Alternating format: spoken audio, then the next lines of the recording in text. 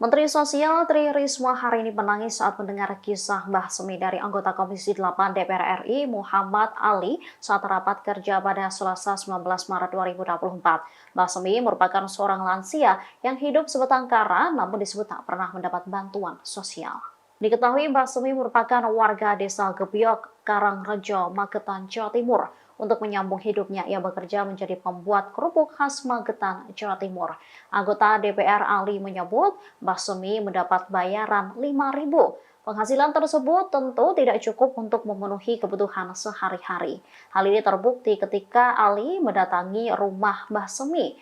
Ia terlihat Mbah Semi hanya memasak tahu dan kacang panjang rebus karena tak ada beras. Dengan kondisi itu, Mbah Semi seharusnya terdata menjadi KPM Bansos, namun namanya tidak terdaftar di DTKS. Fakta ini sangat miris dan memprihatinkan karena sejumlah warga desa Gebyok yang memiliki mobil malah terdaftar sebagai penerima raskin. Kepala Desa Gebyok, Suyanto, mengaku heran karena sejak menjabat tahun 2019, masyarakat terdata miskin justru bertambah dari 80 keluarga menjadi 200 keluarga. DTKS, kita melihat ada upaya yang serius Bu Menteri dari Kementerian Sosial untuk melakukan perbaikan-perbaikan, tetapi terus kami di lapangan juga tujuannya juga artinya membantu Kementerian Sosial, tapi ada banyak kita temukan juga masyarakat yang tidak mampu, yang kemudian itu tidak masuk dalam DTKS. Saya kasih contoh tanpa sengaja Bu Menteri, di Jawa Timur saya membaca Tribun Jatim. Ada seorang nenek tua berusia 90 tahun, namanya Bu Semi. Bu Semi. Tadinya saya mau bilang Ibu Semi itu 90 tahun tetapi fisik dan pendengarannya cukup bagus, malah penglihatannya mungkin lebih bagus dari saya, karena saya sudah menggunakan kacamata, ibu itu tidak. Dia hidup sebatang kara di Magetan, Bu. Sebenarnya sudah pernah saya kirim di grup dan langsung mendapat respon memang dari Pak Pepen kalau nggak salah. Hidup sebatang kara dan dia harus menghidupi dirinya sendiri dengan bekerja membuat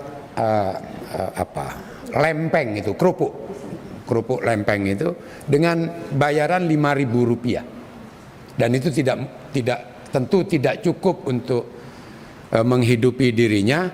Dan saya sempat, Bu, kebetulan saya datang itu, begitu saya baca di Tribun, saya menyempatkan diri untuk datang ke rumahnya. Saya cari alamat itu dari berita yang dimaksud dan alhamdulillah saya temukan, dan benar memang orang ini memang sebatang kara dan kebetulan dia memasak, mohon maaf Bu, karena tidak ada beras.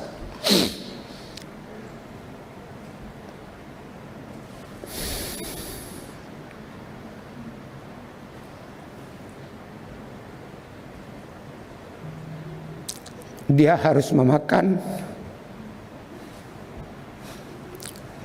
tahu dan kacang panjang yang direbus tanpa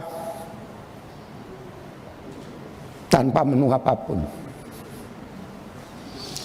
Saya tahu mungkin ini temuan saya 1-2. Saya yakin Ibu Menteri menemukan banyak hal seperti ini karena wilayah yang Ibu tangani adalah di seluruh Nusantara ini. Sementara Bu, cerita dari Bu Semi ini saya langsung dan rekamannya saya rekam semua. Yang kasihan itu dia seringkali melihat tetangganya menerima beberapa kali bantuan. Ya mungkin tetangganya memang layak juga dibantu, tetapi dirinya tidak menerima bantuan. Nah, supaya tidak panjang Bu Menteri, artinya begini, hal-hal seperti ini tentu banyak Ibu temukan. Sementara di sisi yang lain, di desa yang sama, saya karena harus menyelidiki itu, ada orang yang menurut informasi teman saya di lapangan yang tidak berhak menerima, dia mendapat bantuan.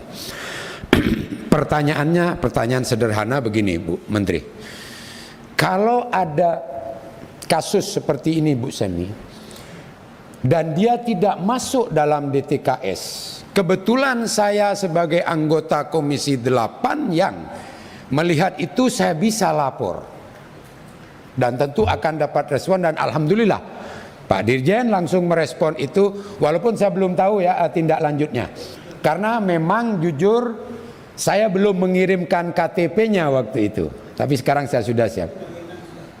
Ya, sudah ya. Nah, ada 2 lagi yang memang saya belum kirim di desa yang sama. Tetapi yang ingin saya tanyakan, kalau saya yang menemukan, saya bisa langsung memberikan laporan ke grup dan begitu cepatnya Kementerian Sosial merespon. Pertanyaannya, ketika itu terjadi di daerah yang lain, siapa yang bisa mengusulkan nama orang tersebut yang tidak masuk dalam DTKS agar dia bisa? Petugas PKH kah? Kepala desa kah? Yang kita sama-sama tahu di lapangan agak sulit mencoret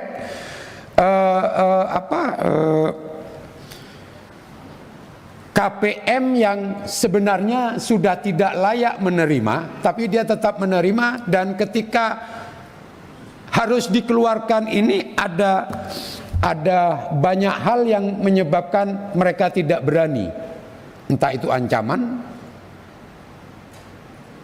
entah itu kepala desa tidak berani mencoret KPM yang sudah mampu dan tidak layak menerima, tetapi dia masih tetap menerima dan tidak bisa dicoret. Tetapi saya harus juga memberikan apresiasi kepada Kementerian Sosial bahwa problem utama di Kementerian Sosial sejak ke menteri-menteri sebelumnya ini kan memang persoalan DTKS.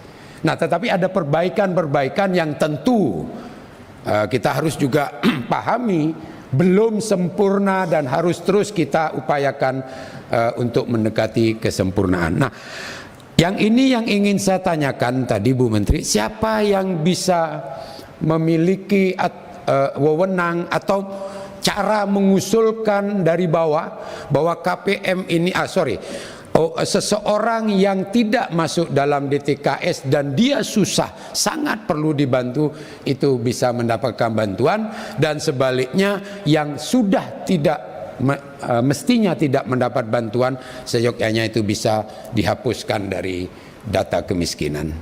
Demikian yang bisa saya sampaikan. Dan jujur terakhir Bu Menteri, penutup, saya nggak bisa bayangkan, saya kan wilayah saya terbatas Bu, yaitu dapil saya hanya beberapa kabupaten. Saya waktu peristiwa saya datang ke rumah Bu Semi, jujur Bu Menteri, ini saya nggak butuh pujian, saya menyampaikan apa adanya.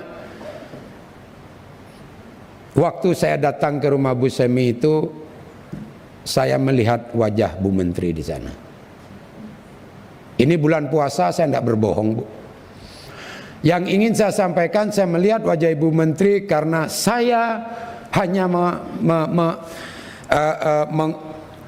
wilayah yang saya tangani itu hanya 4-5 kabupaten, sementara Bu Menteri itu seluruh Indonesia. Oleh karena itu saya tidak ingin pujian. Ini bulan puasa, apa yang saya sampaikan ketika saya datang ke sana, wajah Bu Menteri yang saya lihat karena begitu berat dan banyaknya tugas yang harus diemban. Tetapi kita sama-sama memiliki niat yang baik, yang sama untuk kemudian bagaimana program bantuan ini bisa tepat sasaran. Demikian pimpinan, terima kasih. Assalamualaikum warahmatullahi wabarakatuh. Terima kasih banyak Pak Wido. Selanjutnya pimpinan Pak Marwan dulu ya, baru Pak Aceh. Silakan Pak Marwan. sementara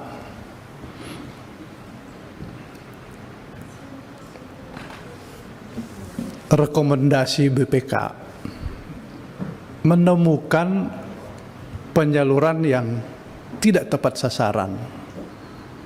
Itulah karena kesemerawutan data kita. Rekomendasi BPK itu hasil pemeriksaan atas penetapan dan penyaluran bansos sembako menunjukkan permasalahan sebagai berikut. Terdapat 6.596 KPM bansos program terindikasi merupakan ASN. Nilainya 44 miliar. Download Tribun X sekarang. Menghadirkan lokal menjadi Indonesia.